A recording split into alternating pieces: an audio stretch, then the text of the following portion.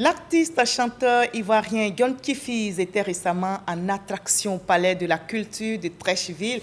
Après plusieurs années d'absence, l'artiste renoue ainsi avec son public, nous rapporte Serge Pacom Didi et Jean Magagi.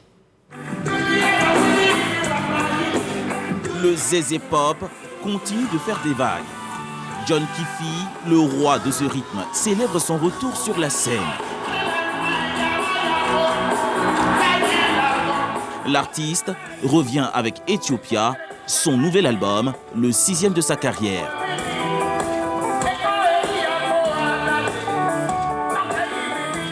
J'ai mis du temps avant de venir. C'était pour renouer un peu avec mon public et leur dire que le Zézé Pop se porte vraiment bien. C'est un John Kifis gonflé à bloc qui harangue ce public acquis à sa cause.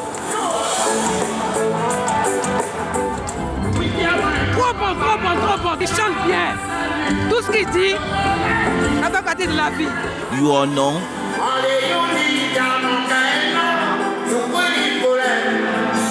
L'artiste revisite des titres cultes de son riche répertoire.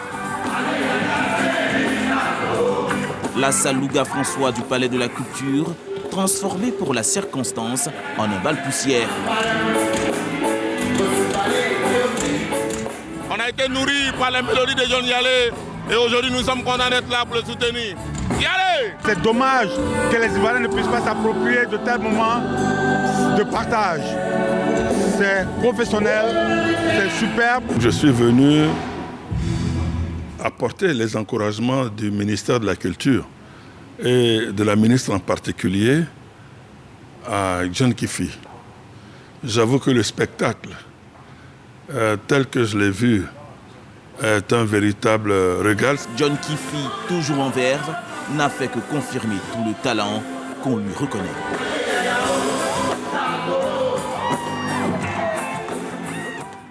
Voilà John Kifis, toujours égal à lui-même.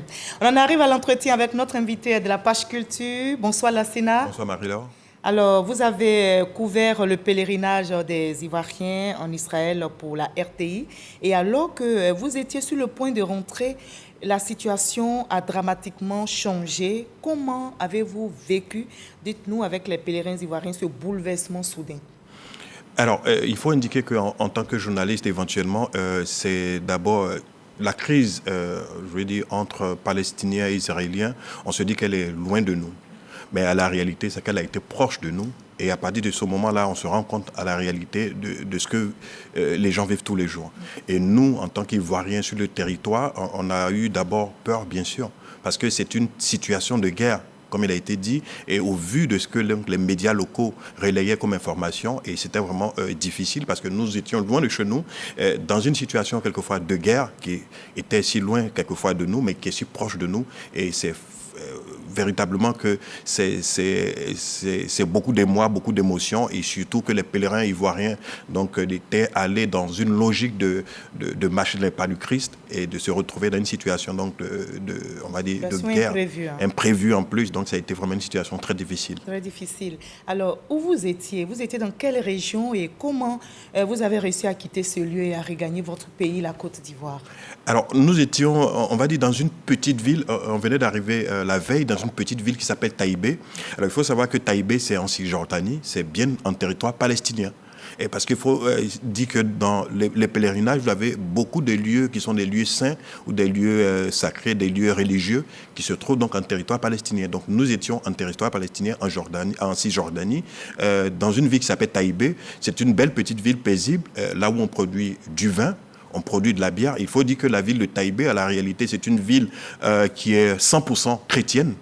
À la réalité, elle est 100% chrétienne, c'est-à-dire que à côté en territoire palestinien. En territoire palestinien, avec une église catholique, avec une église orthodoxe, avec des églises et un certain nombre de, on va dire, de sites religieux qui sont purement chrétiens. Donc là-bas, par exemple, on produit de la bière et vous allez bien constater que là-bas également, donc ils ont une fête même de la bière. On produit du vin, on produit des olives, mais également on produit de l'huile d'olive vierge. Donc c'est toute une, on va dire, c'est du tourisme réellement à découvrir.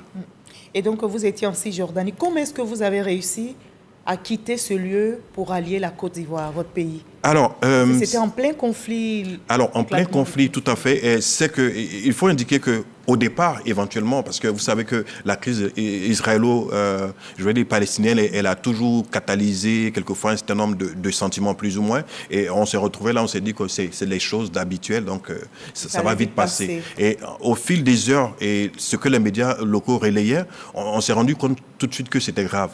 Donc, ce qu'on a fait donc de Taïbé, nous, notre vol avait été annulé déjà. Parce que quand nous sommes arrivés, il était 6 heures. Les premiers tirs, on va dire, de roquettes, c'était à 6 heures, 6 heures et demie. Et donc, déjà. C'était le samedi 7 octobre. Samedi 7 octobre. Tout à fait. Et déjà, les roquettes avaient été tirées aux environs de 10 heures quand on vérifie. Moi, en tout cas, personnellement, en tant que journaliste, j'ai cherché à avoir donc des informations. Notre vol a été annulé parce que c'est un vol qui venait de Bruxelles pour Tel Aviv, avait été annulé déjà. Ça veut dire qu'on ne pourrait plus partir.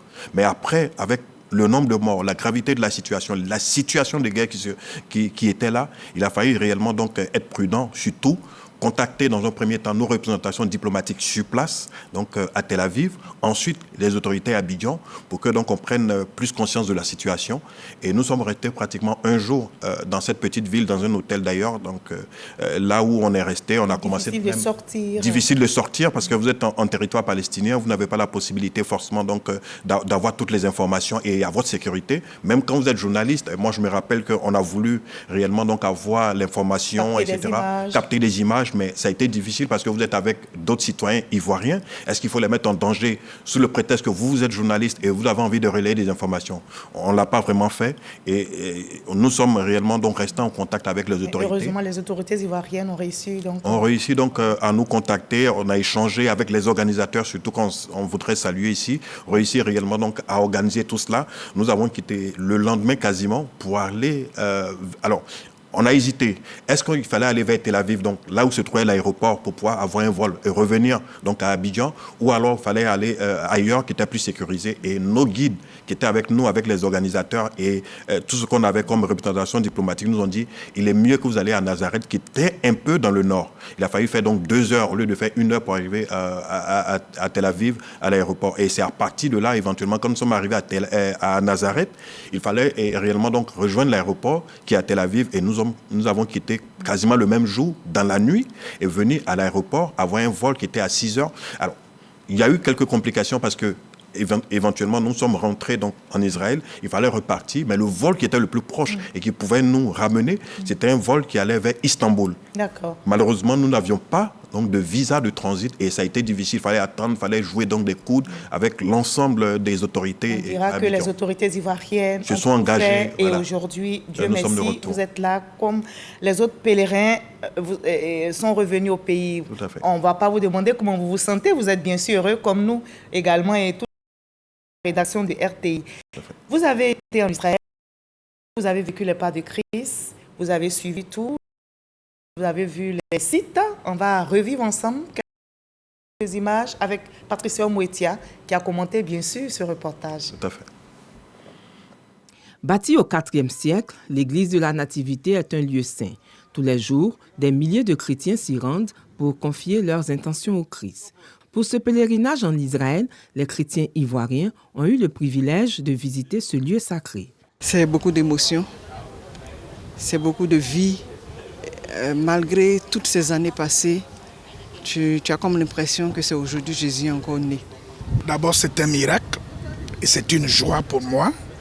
Je bénis d'abord le gouvernement qui a permis que nous soyons là et c'est un sentiment de joie énorme.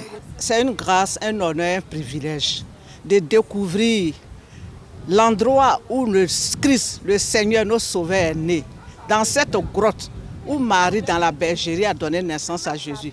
Quel privilège de découvrir ce lieu. Je suis émerveillé. Seigneur, merci. C'est merveilleux, tout simplement.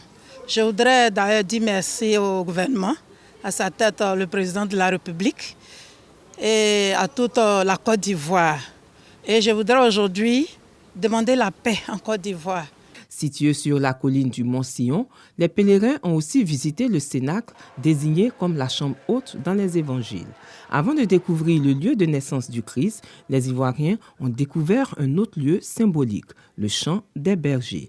Des prières ont été dites en ce lieu pour la paix en Côte d'Ivoire. La visite s'est poursuivie avec la découverte de la tombe du roi David. Les pèlerins se sont dirigés vers le mur des Lamentations.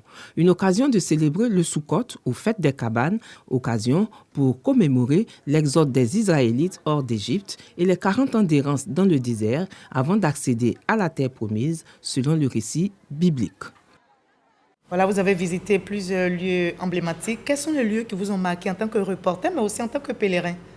Alors, c'est le mur des Lamentations, parce que, comme le reportage vient de l'indiquer, c'était une fête juive qui s'appelle Soukhot, qui, là, réellement, voit le retour de plusieurs juifs qui reviennent à la réalité et qui rendent un peu un hommage donc, au Seigneur.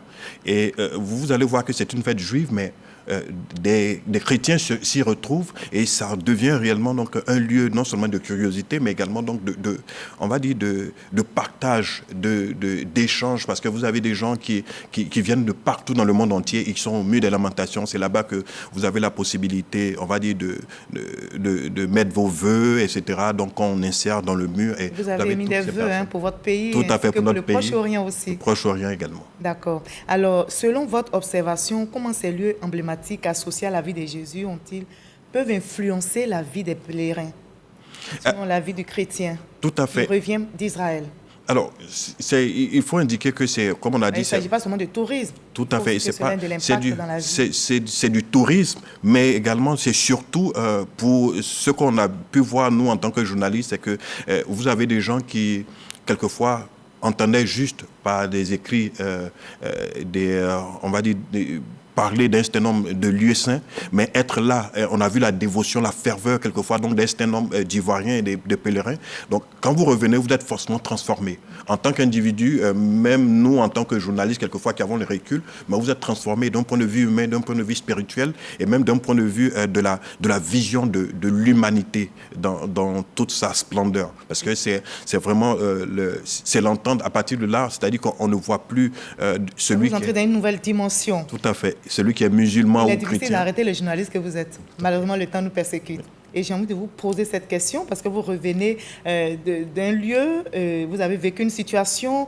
Alors, en tant que journaliste, est-ce que cette expérience vous inspire, par exemple, à écrire un livre, à réaliser un film, pourquoi pas, documentaire? Oui, tout à fait. Il faut savoir que notre séjour a été, c'est vrai, peut-être écourté à cause de cette crise, mais c'est une expérience humaine. Toute cette solidarité qui s'est développée entre les pèlerins, journalistes, etc. Il n'y avait plus réellement, donc, on va dire, de cloison entre nous. Et c'est réellement quelque chose, donc, je pense, à partager. Et j'ai un projet réellement, donc, de livre sur cette question qui est religieuse, mais également donc du Proche-Orient, et qui pourrait peut-être intéresser pratiquement tout le monde, parce qu'en plus de l'histoire qu'on a pu vivre, c'est-à-dire qu'une crise qui est lointaine, mais qui peut être proche parce que, à la réalité, donc, elle nous touche en tant qu'humains. Merci beaucoup, Lassina Ouattara.